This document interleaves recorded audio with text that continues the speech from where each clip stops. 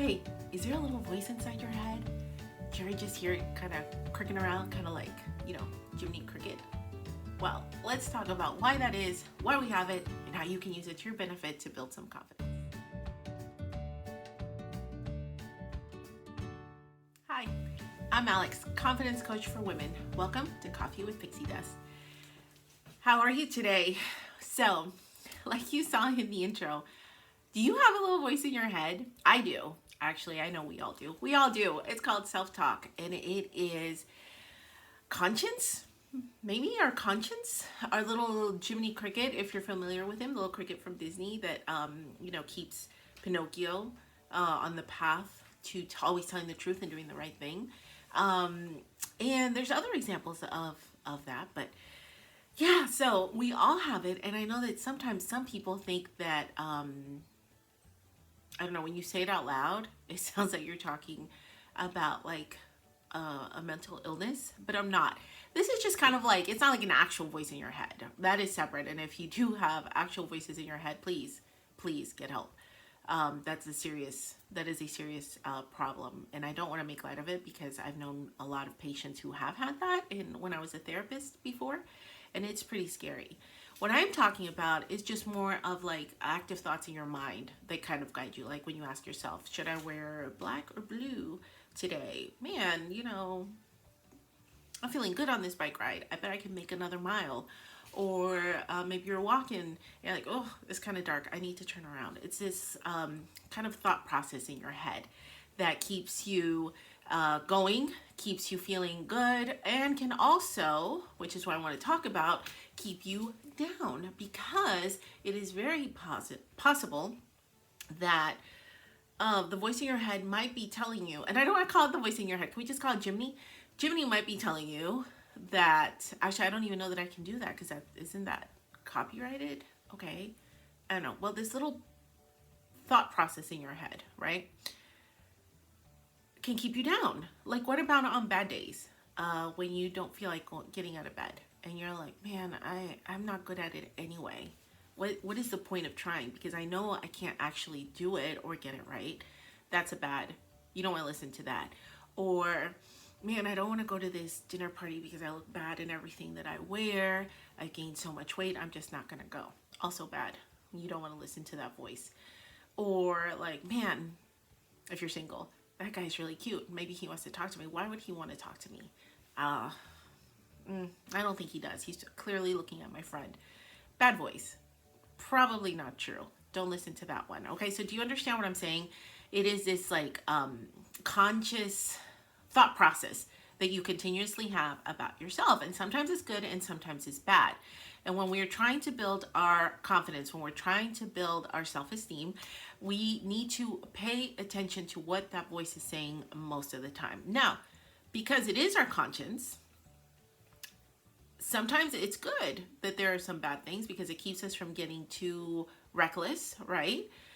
But you have to be aware of how often that is happening and how that is affecting your daily life. Because if you are not staying aware, then it could create a lot of negativity in your life in different areas. And it can keep you perhaps fearful. It can keep you from achieving goals. It can keep you from feeling successful if you continue to listen to it. Let's say you're up for a promotion and a coworker who does similar work also is up for a promotion, and you're like, well, clearly they're going to get it because I don't think that I could do this or that. That is the negative version. What you should be saying is, man, I know that the competition is going to be hard, but I deserve this. I've worked hard at it, and this is what I'm going to do to achieve this goal. Now, let's say you don't get it. Now, do we bash ourselves and we say, man, I knew I wasn't going to get it. I'm really not that good at this. No, that's not what we do, okay? You've seen those memes about like, oh, they're anxiety memes. And it's like, so what do we do when we have the money? And then like the other person's like, we go to Disney World and the therapist says no. They're really cute. They're all popular on Facebook. I don't know, maybe it's because I'm all into the mental health world. But no, that's not what you do, okay? What you do is you're like, man, that stinks. I can't believe I missed it. I wonder where I can improve so that next time I am ready. And then you take those steps so that next time you are 100% successful.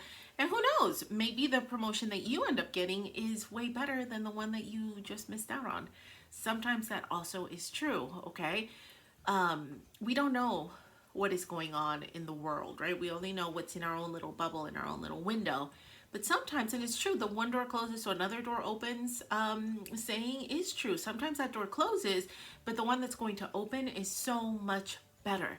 You just have to be patient. The problem, and I have struggled with this a lot, is being patient. And I want things now, and I want it the way that I want it. But a lot of times, for me, that doesn't happen. And that is okay, because in the long run, my life has been better because those doors were closed. So now you need to look back at your life and like take inventory, kind of like I told you in last week's episode about self reflection. Like reflect on those things, okay, yeah, I didn't get that promotion, but it was worth it because that meant I was able to do this, this, and that. No, I didn't get that job, but then that meant I had to move to another state where I met my husband. That was me.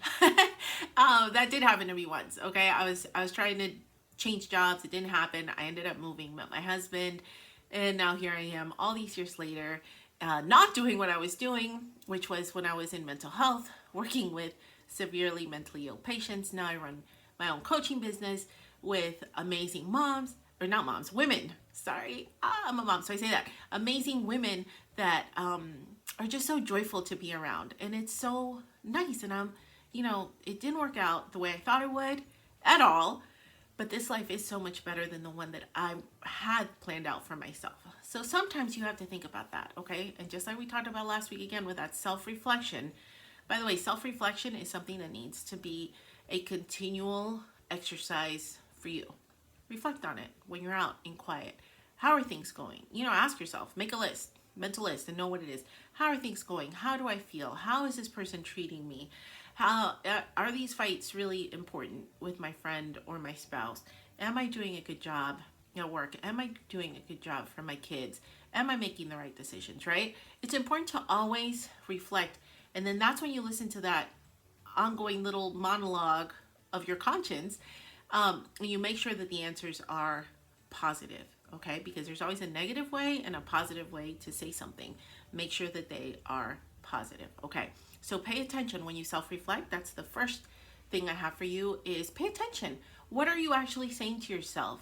How are you treating yourself? How do you feel after you hear this voice in your head? Do you feel frustrated? Do you feel down? Are you doubting yourself? No, we don't want any of that. You need to feel the other way, like encouraged, motivated to keep going, understanding that, this was like an incident and next time it's going to be much better. Okay, pay attention to how you're talking about yourself. So when something that you want doesn't happen, don't treat yourself like a failure. Don't talk to yourself. Don't talk down to yourself. Don't treat yourself like you could have done better. Maybe you did the best that you could and it just wasn't where you needed to be at that time. Okay, make sure that what you're telling yourself is good. It's positive. Be your biggest cheerleader. Okay, which brings me to the second one. Treat yourself kindly.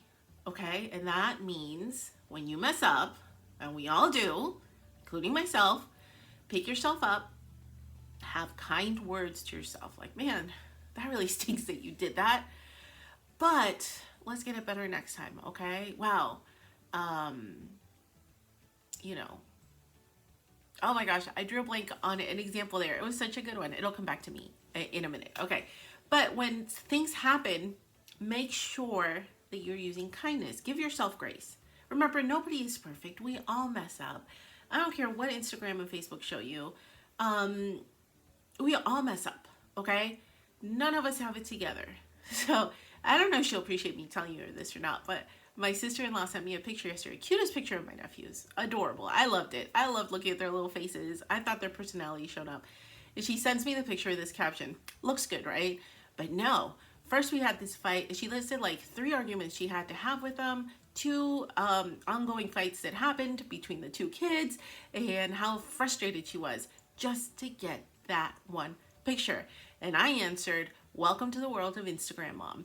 Because what you see on those pictures is not what is really happening.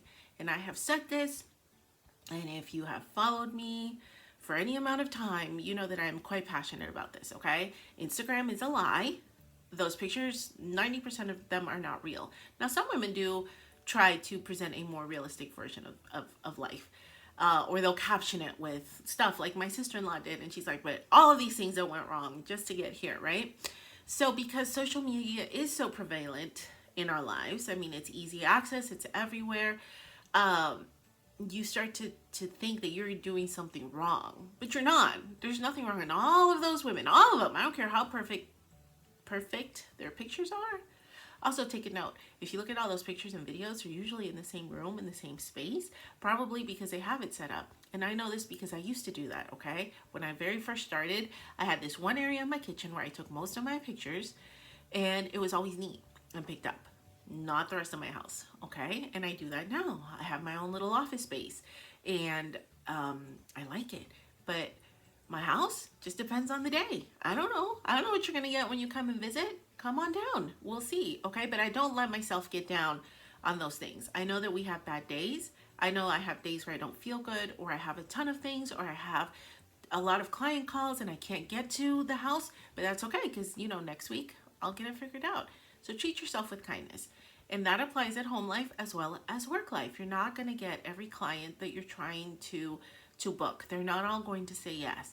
You're not going to get every promotion that you go after. That doesn't really happen to most people. It's like 1% of people maybe, okay? You're not going to get every job that you apply for. Maybe you've been looking for a job for a while and you're starting to think maybe there's something wrong with you. There isn't. Job market is insane. Okay, keep trying. Don't give up. Maybe like tweak what you're looking for a little bit, but it's not you. It's just the state of the world that we're in right now. So when things don't go right, make sure that you talk to yourself with kindness. And the next thing is when things go wrong, make sure you surround yourself with people that are going to be uplifting, good friends, those friends that are worth keeping. Make sure that the people in your life are cheerleaders, not people that are constantly picking on you and telling you everything that is wrong with you, or everything that you're getting wrong, or how you need to get things better. No, those are not the people you want in your life. You want the people who are like, wow, you know, Alex, you did really good this time. I'm sorry it didn't work out. I know that's really disappointing. You know, they say something like, that's really disappointing. I know you're looking forward to that, but you'll get the next one, right? Those are the people you want in your life. That's the kind of spouse that you want. That's the kind of friends that you want, the kind of family that you want. So when things are going bad, make sure you stick with that crowd of people. And the last thing is to practice. We all fall victim to it. We're all victim to talking bad, saying negative things, getting down on ourselves, being too hard on ourselves. That is the way to say it, okay? Sometimes we are way too hard on ourselves in our thoughts about ourselves, and it comes up in that inner monologue. I know, I've said it so many different ways. I don't know how you want to refer to it. Your conscience, your Judy Cricket, your inner voice, your inner monologue, whatever it is, however you want to phrase it, be kind to yourself when you use it, okay? Now, just the same as last week, for this particular lesson, I have a blog post that I'm going to link in the descriptions. It has a lot more detail and steps that you can take to how to apply this to yourself.